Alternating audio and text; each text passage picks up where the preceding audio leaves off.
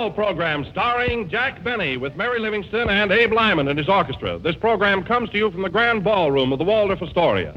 The orchestra opens the program with Plenty of Money and You from the Gold Diggers of 1937.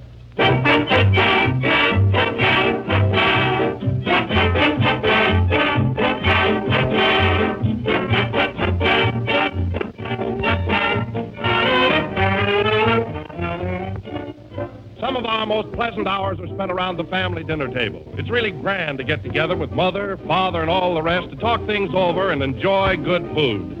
And those times are even more pleasant when dessert is a gleaming dish of delicious Jell-O. Young and old, everybody enjoys Jell-O's fresh fruit taste. It's appetizing, refreshing, really satisfying, too. No wonder Jell-O is the most popular gelatin dessert in the entire world today. For only in genuine Jell-O do you get Jell-O's extra-rich fruit flavor. So why not brighten up your family table by serving Jell-O for dessert soon? It's easy to make, good to look at, and delightful to taste. Accept no substitutes.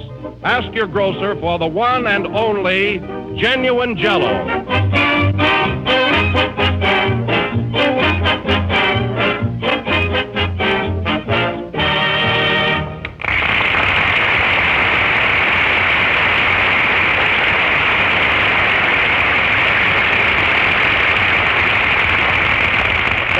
Plenty of Money in You, played by Abe Lyman and his orchestra. Now, ladies and gentlemen, we bring you the man who made the bee public insect number one, Jack Benny.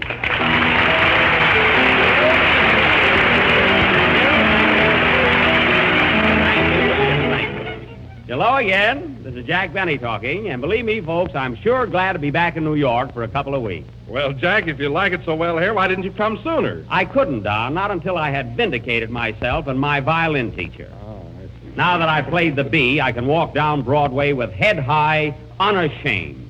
Oh, Jack, I thought you did a great job. Did you bring your violin with you? No, I sent it to Honolulu for a rest. For a rest? Yeah. If you'd been missing for days and then had the bee played on you, you'd want a rest, too. Well, all I did was hear it, and I could stand a vacation. One more crack like that, and you'll get it. Anyway, Don, let's not engage in any low banter tonight. After all, we're broadcasting from the Waldorf Astoria. Yes, indeed. This is a pretty high-class place, isn't it? Yes, sir. Quite swanky. Swanky? Mm-hmm. Well, I had a shave before they let me in the barber shop. Yes,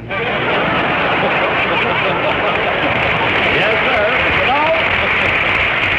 You know, Don, I think their prices here are quite well balanced. I didn't pay a cent more for having my suit pressed than I did for my suit. Really. You're stopping here, aren't you, Don? Oh, yes, Jack. I have a lovely room on the 22nd floor. Well, when you go to your room tonight, be sure and use the middle elevator. The middle elevator? Why? That one has the best floor show. Oh. I tell you, Don, the service here is deluxe-y. Come in. Mr. Benny? Yes. On behalf of the entire personnel of the Waldorf Astoria, may I extend a cordial greeting and invite you to avail yourself of every possible facility here. Well, thank you. Are you the managing director? No, I'm vice president in charge of removing dishes. A busboy. Yes, in the vernacular. Here's my card. Your card, thank you. Well, that's odd. A round card. It's also a butterfly. Goodbye. Oh. Gentlemanly fellow, wasn't he? Yes, rather. Yes. Hello, Jack. Is this the place? Oh, hello, Mary. Well, Mary. Glad to see you. That was quite a reception you got, wasn't it? Yeah, but there's one man in the second row who wasn't applauding. Where? Right over there. Well, oh, no wonder, Mary. The poor fellow has one arm in a sling. Well, it wouldn't hurt him to slap his face for a friend. That's right. Well, Mary, we sure missed you last week, didn't we, Don? Well, I'll say we did. Oh, hello, Don. I didn't see you. How are you, Mary? Gee, you've changed. Look, Jack, he's lost his double chin. Quiet, it's in his collar. Say, Mary, you've been in New York all alone for a week. What have you been doing? Plenty, and I wasn't alone. Oh. You remember the fellow I wrote you about that I met on the train? Oh, you mean that salesman? Yeah. Mm-hmm. Hey, wait a minute. You told me in your letter he got off at Cleveland. Just to mail that letter. He got right on again. Oh. So he's the guy that's been taking you out. Huh? Yeah. I saw all the good shows. And, oh, Jack, there's one show that you shouldn't miss. Really? It's called, gee, I can't think of the name of it. Was it stage door? No. Red, hot, and blue? No, that's funny. I saw the name stamped right on the towel in my hotel. The name stamped on the towel in your hotel? I got it. You can't take it with you. Oh, sure. There's nothing like drying yourself with a good show. Say, Jack. Yeah? Where's Phil Harris? Phil Harris, darn it. I left him in Hollywood. I forgot my pajamas, too. Oh, Jack, Phil asked me to tell you that he'll join us just as soon as he's through making that picture. Oh, yes. Don, come here a minute, will you? This Abe Lyman who's leading the orchestra, what kind of a guy is he? Personally, I mean. Well, Jack, he's really an awfully nice fellow. You like him, I'm sure. Abe, you know Jack Benny, don't you? Sure. How are you, Jack? Fine, Abe. Funny, you and I have never worked together before, have we? No, and I'm very happy to have this opportunity. Well, thanks. Seems to be quite a regular fellow, Don. Now, Abe, this being your first appearance with me, I'd like to start you off on the right foot. You don't mind, do you? Well, I just want it understood that I'm head man here, and whatever I say goes. Do you understand? And, furthermore, I want this settled right now so we won't have any trouble in the future. Is that clear? Are you through? Yes. Now, let me tell you something. You might beat Buck Benny, but don't try to ride me. Well,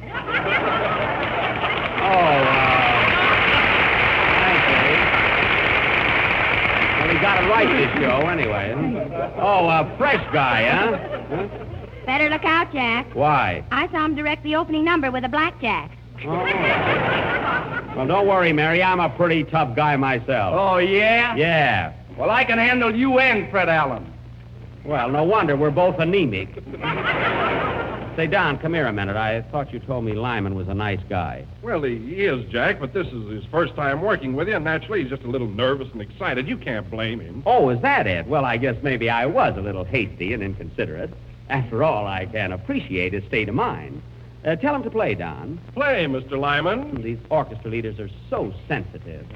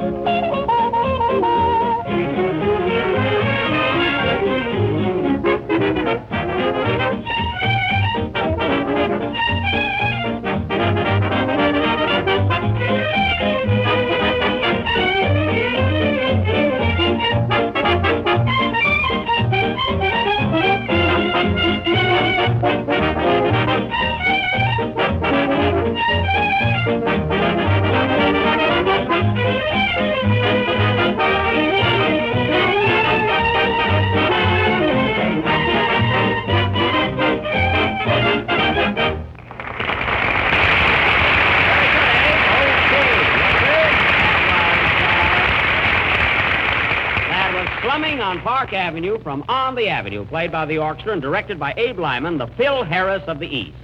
And very good, Abe. Thanks. Oh, by the way, Abe, you don't mind if I describe you to our radio audience, do you? After all, a little word picture wouldn't be amiss.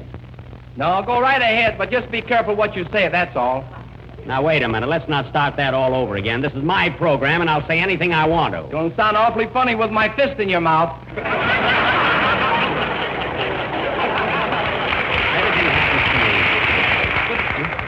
Are you going to stand for that, Jack? I ain't sitting down, honey. You will in a minute, Toots. Oh. Why don't you let me describe him, Jack? All right, Mary. I'm a fine boss. I wish vaudeville would come back. Go ahead. Well, in describing Abe Lyman, I would say that he's good-looking, rather tall, dark, and extremely romantic. Now, how do you know he's romantic? I haven't been to New York a week for nothing. Hi, Abe. Hiya, babe. Hey, wait a minute, Mary. I thought you told me you went out with a salesman. That's Abe, all right. Oh, I see. Speaking of Mr. Lyman, let me tell you about Jell-O. It tastes twice as good as ever before and has those 6 delicious flavors: strawberry, raspberry, cherry, orange, lemon, and lemon. Hey, that's clever. No kidding, that's very clever now. That was good. Imagine if Phil was here and you had to say orange, lemon, and Harris. That wouldn't fit, you know. Hello, Jack and Mary. How you, darling? Hello, Kenny. How are you, Kenny? Back to New York, huh? Kenny, we're all glad to see you. How do you like being back in New York? Great, I'm having a swell time. That's good. I've seen a lot of places I missed last year. I went to Central Park, the Bronx Zoo, and the aquarium, and... The aquarium, eh? I bet you like that. Huh? Nah, there was nothing but fish. Well, that's the trouble with those places, you know. Yeah. Well, I'm glad you're... yeah. Well, I'm glad you're having such a good time, Kenny. Did you go to Radio City? No, New York is good enough for me. That's right. There's no use dashing all over the country. I don't blame you. Say, Jack, last night I went to Madison Square Garden to see the races. Oh, the races, Did you like it? Yeah, but the jockeys went around so fast the horses looked like bicycles. Well, they were bicycles. Isn't that awful, Mary? I'm saving my answer for our last program. This may be it. You can't tell. Well, Kenny, what are you going to sing on your first broadcast from New York? I'm going to sing When the Poppies Bloom Again. Well, I'm sure we'll like that. Oh, by the way, I want you to meet Abe Lyman, our temporary maestro. But watch out, Kenny. He's a little nervous tonight. You know, be careful. Say, Abe, this is Kenny Baker, our tenor. Hello, Kenny. Hello. Say, Mr. Lyman, when you play my number, just do it the way it's written, will you? Kenny. It's my own arrangement, and I don't like it played any other way. Do you get me? Kenny, be careful. Look who's bawling me out. Listen, Lyman, what Jack says goes double for me. Attaboy, Kenny. I'm right with you. You stay out of this, Jack, unless you want your ears pleated. Can this be the man who plays those dreamy waltzes on the radio? Go ahead and sing, Kenny. Your ears wouldn't look good pleated, Jack. I don't think so.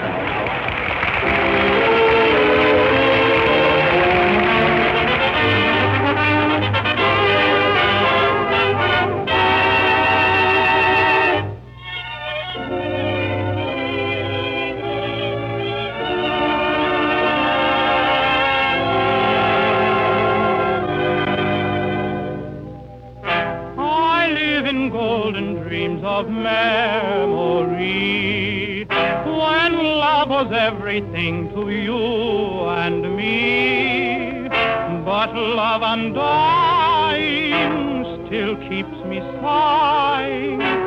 My heart is crying for you alone. When the poppies again, I'll remember you there beside the river Seine, where we kissed adieu. When you told me not to cry, held me tenderly, but that kiss was our goodbye. You were gone from me. My lonely footsteps stray where you must ever stay. I place a sweet bouquet, my token of love.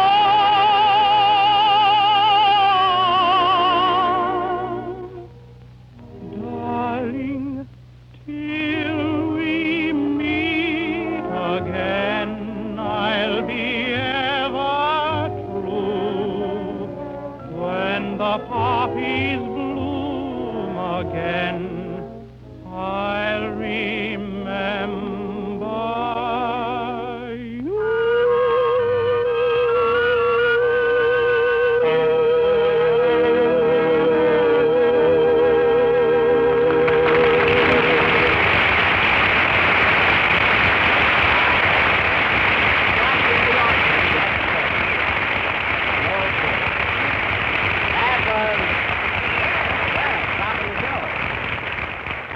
call stopping the show. I may not stop it myself, Kenny, but I'll slow it up a whole lot. That was Kenny Baker singing When the Poppies Bloom Again, accompanied by the Gas House Gang.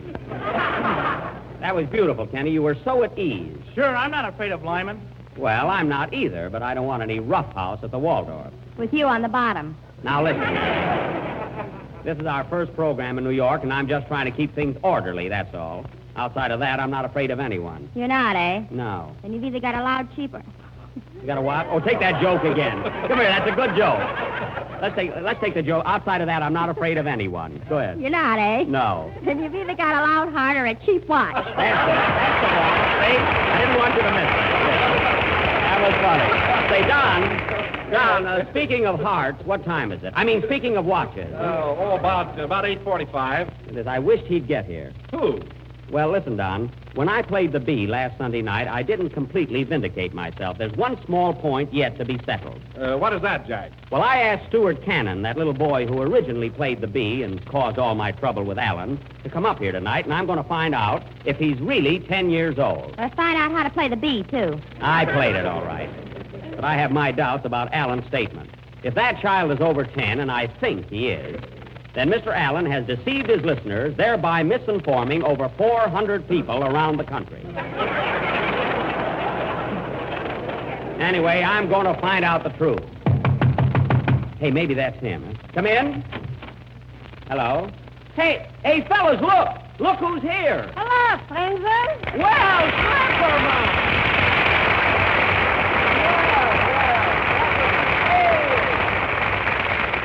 Slapperman, I'm sure glad to see you. Well, the feeling is neutral. Thank you. Jack, so soon when I found out you was in New York, I rushed right down from Boston to see you. From Boston, eh? Well, that was nice of you, Slap. I am my out of breath. I should have taken the train. Well, I'm glad you dropped in. Oh, Slap, you remember Kenny Baker and Don Wilson, don't you? Why, certainly. Hello, Kenny boy. Hello, Slappy. Oh, how are you, Slapsy? It's nice to see you. Well, Donny boy, are you still making with the Jell-O? Oh, sure. And Slap. Slap, here's Mary. My goodness, May, you're a sight for chopped ice. You know, I'd asked you for a little kiss, but my wife is listening in. Oh, come on, maybe it'll sound like that. Hey, Slap. Leave me alone. I'm delirious. How was it, Mary? I don't know. It was standing on my feet. Oh. Slap, tell me something about yourself. What are you doing these days? Well, Jack, I'm in the hotel business. The hotel business? Yeah. I didn't know that. What's the name of your hotel? Slapperman's Little Gypsy Tea Room. And, you know, Jack, it's a special attraction. My wife tells fortune. Oh, can she read tea leaves? Yes, if they're not in English. Well, tell me, Slap, how big a hotel have you? 25 rooms, and so clean you can eat in them. Oh, how about sleeping in them? That I wouldn't recommend. 25 rooms, eh? Have you got an elevator? I had one, but it got stuck, so I made another room out of it. Well, that was clever. Say, Jack, why don't you and Mary come over tonight? We got dancing and music. Oh, an orchestra, too, eh? Who's playing there? Fred Herring and his Oriental Canadians. My, what musicians. Strictly swing time, boys.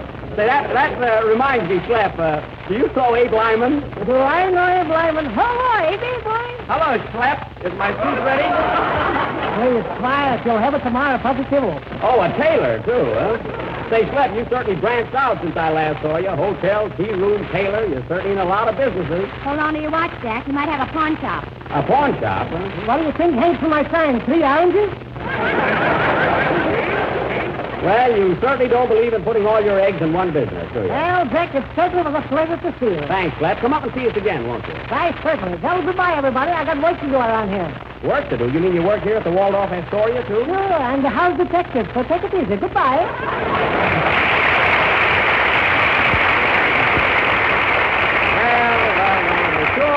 It is sure good to see old Schlepperman again. He's certainly in a lot of businesses, isn't he, Mary? I bet he's in 2 more by now. I'll take that bet. I'm also a bookmaker.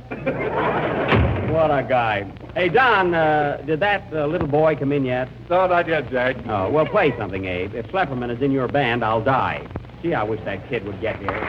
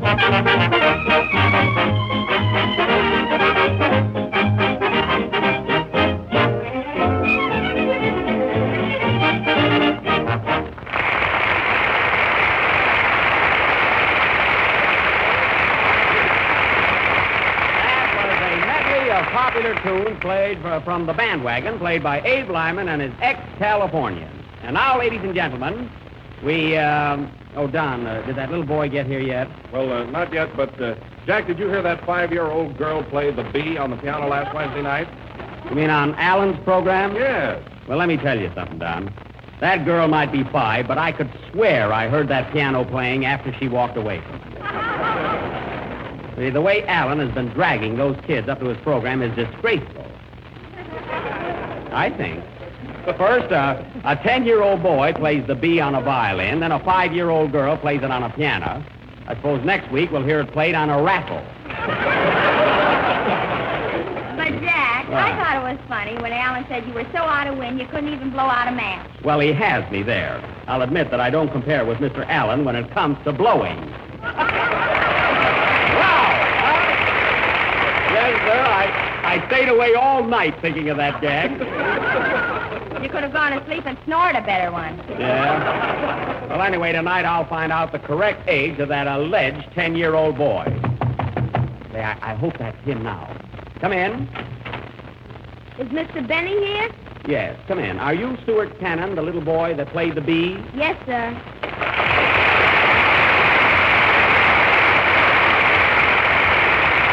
Well, I'm awfully glad you came up tonight, Stuart. What did you want to see me about, Mr. Benny? Well, it's a, If it's about the violin, I don't give lessons. No, Stuart. Look, no, Stuart. I merely sent for you to ask a few questions. Now, there's nothing to be afraid of. Just answer correctly and regard me as your friend. I'm scared.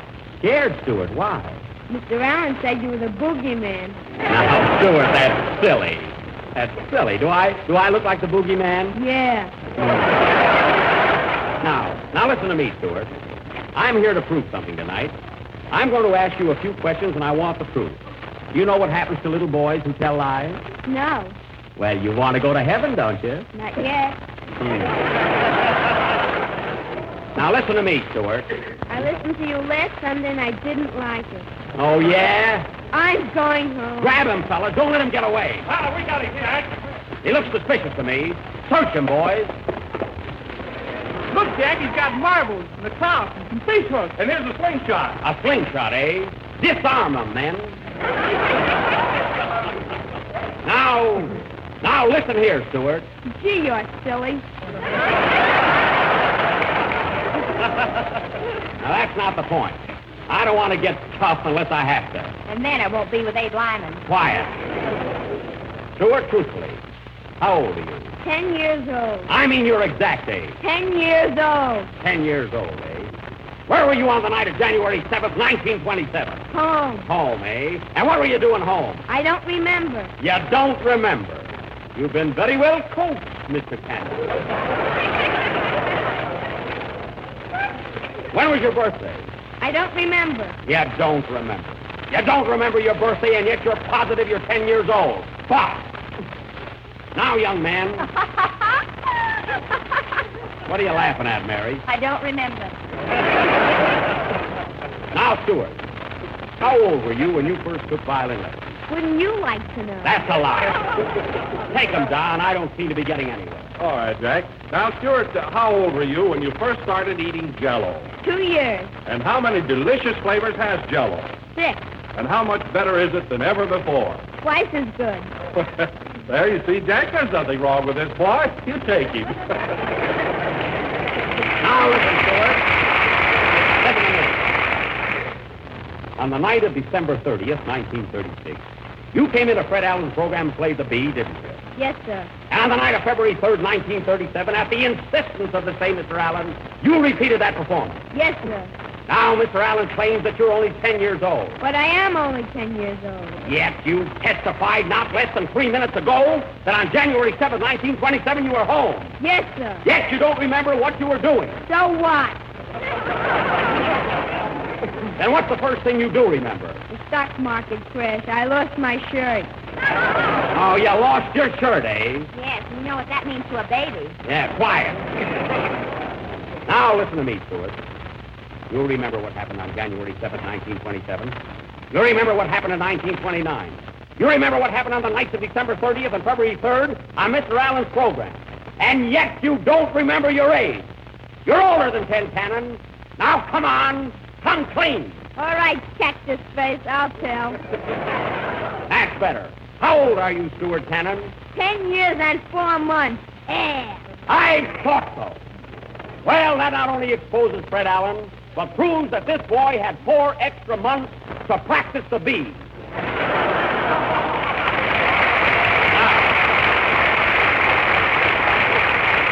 You're excused, Mr. Canin. I rest my case. Pop, you're intimidating the witness. Cleverman, what are you butting in for? I'm also a lawyer. Play line.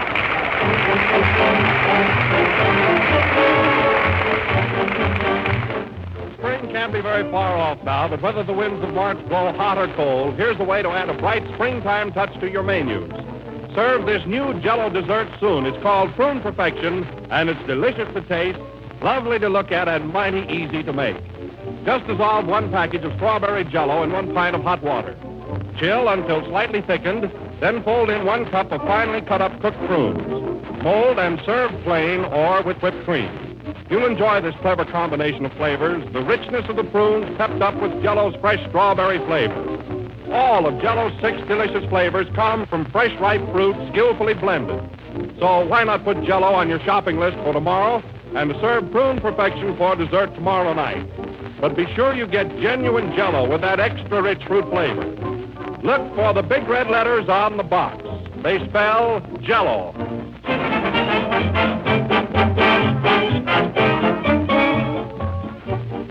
It's the last number of the 23rd program in the new Jell-O series, and we'll be with you again next Sunday at the same time. I want to tell you how glad I was to see Schlepperman again, and I'd like you to meet him in person, Mr. Sam Hearn.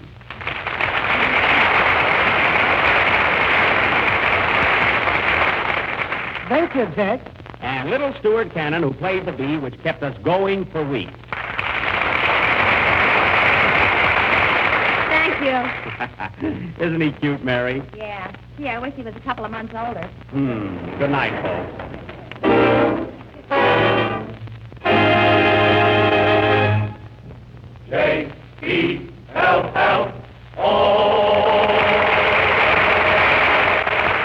This is the Red Network of the National Broadcasting Company.